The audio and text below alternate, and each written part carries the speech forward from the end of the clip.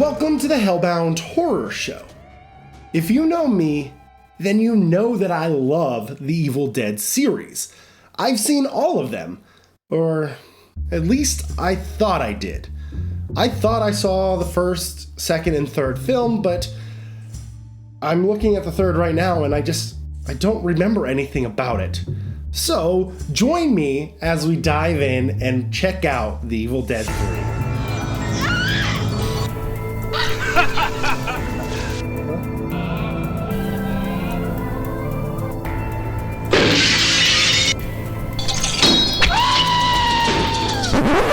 What? Where is Ash? And where are the Deadites? And why isn't Ash kicking butt right now? I don't know who this little girl is, and I don't know why she has a creepy clown doll with her. I don't remember this at all from the other two Evil Dead films. How is this the Evil Dead 3? Well, let me explain. But first, I want to say thank you so much for Mike DBY on YouTube for suggesting tonight's video. Thanks. So, what gives? Is Ghosthouse really a sequel to the Evil Dead? Yeah. But definitely no. You see, when the Evil Dead was first released in Italy, it went by the name of La Casa, which means the house. Then when the Evil Dead 2 came out in Italy, it was titled La Casa 2. So far, so good. Everything is making sense. But here is where we get a little confusing. I've talked in the past about how Italians had certain copyright laws that allowed them to make sequels for movies that they may not have had the initial rights for. Well, since La Casa 2 did really well at the box office, the people working on Ghosthouse decided to rename their film to La Casa 3, making it an official sequel to the Evil Dead franchise.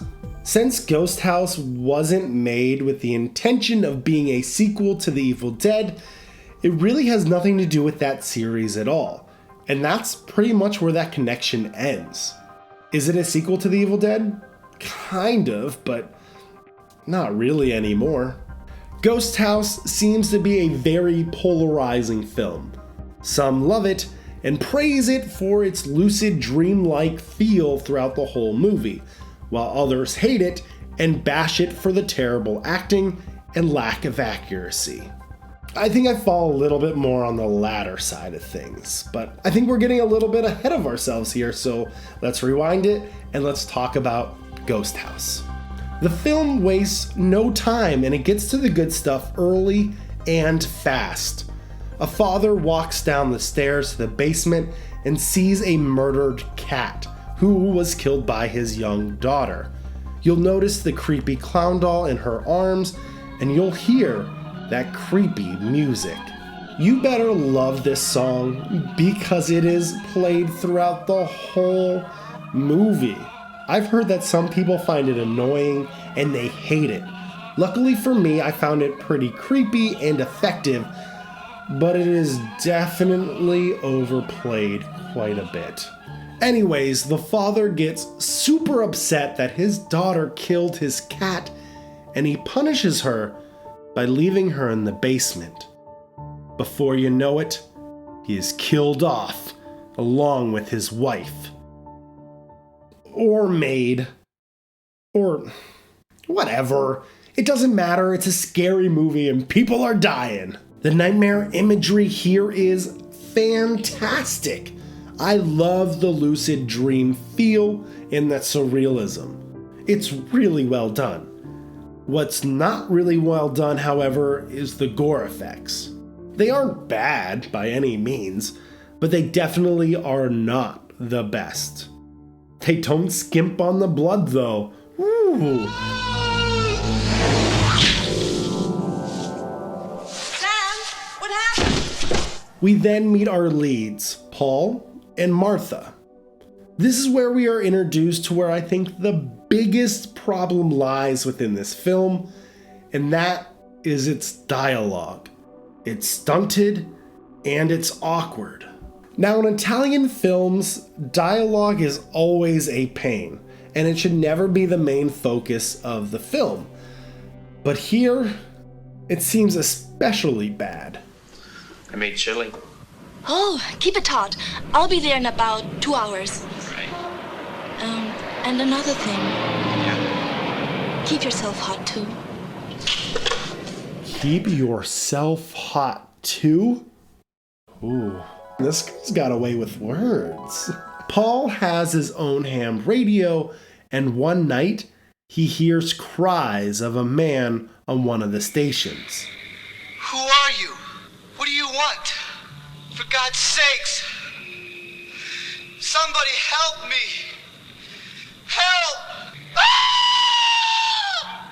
He quickly records it, and T and Martha are able to track down where the signal was being broadcast.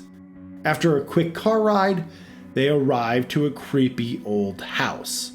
The groundskeeper stops them and says that they shouldn't be snooping around. Why did he say we were snooping? We just got here.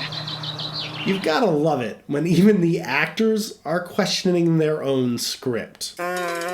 Once inside the house, they make their way up to the attic, where they find the ham radio that was broadcasting the signal.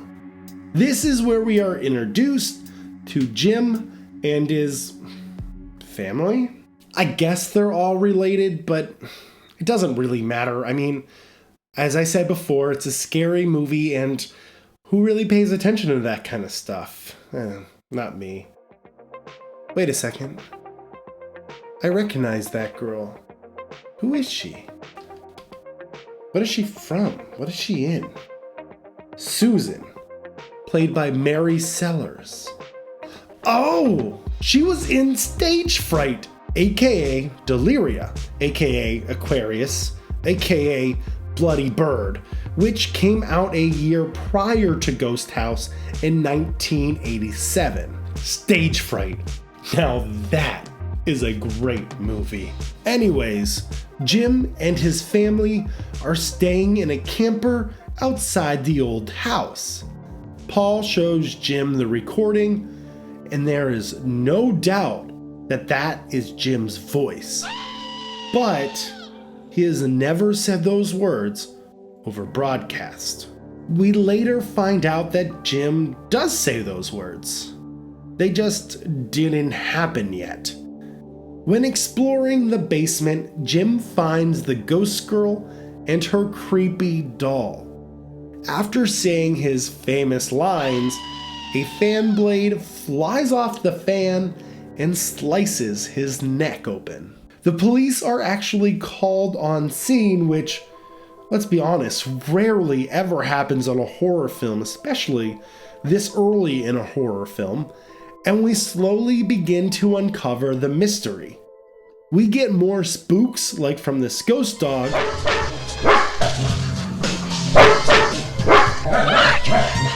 we also get little goofs, like when the groundkeeper kills the mortician. He is about to put him in the coffin for good, but you can see that there is already blood in the coffin from some of the earlier takes. The body count for this film is actually pretty high, which means that a lot of these characters really don't get fleshed out as much as they need.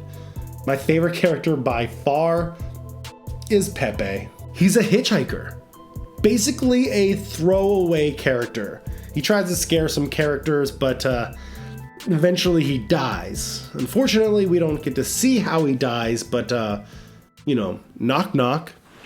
Who's there? Pepe. There are some goofy moments for sure, but there's also a lot of fantastic moments as well. The setting is beyond fantastic. It's the same house that is used in Lucio Fulci's House by the Cemetery. I'm also in love with this skull maggot mask. That's good stuff. The music is also hit and miss. There's a lot of synth here, which is typical for a film in this era.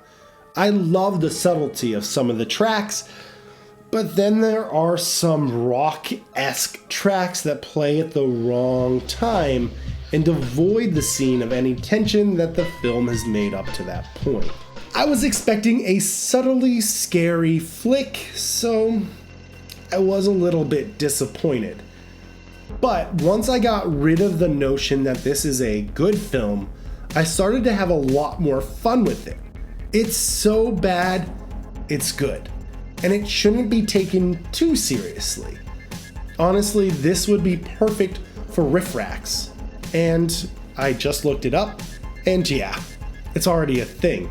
There is brilliance here from time to time. But the overall product can suffer. It's best to be viewed as a fever dream. Something fleeting from memory, but the images and concepts are subconsciously embedded. Do I recommend this film? Well, if you like bad movies, then this one is pretty good. It's no Troll 2 by any means, but there will be some serious scenes that you'll be laughing out loud pretty hard during. Now, if you're looking for a serious ghost film, I'd say that there are better examples of similar stuff found even earlier. Like, go to The Changeling from 1980. Or, if you like that creepy clown doll, watch Poltergeist from 1982. Ghosthouse is a weird mix of good and bad. It's entertaining for the most part, and it's really pretty harmless.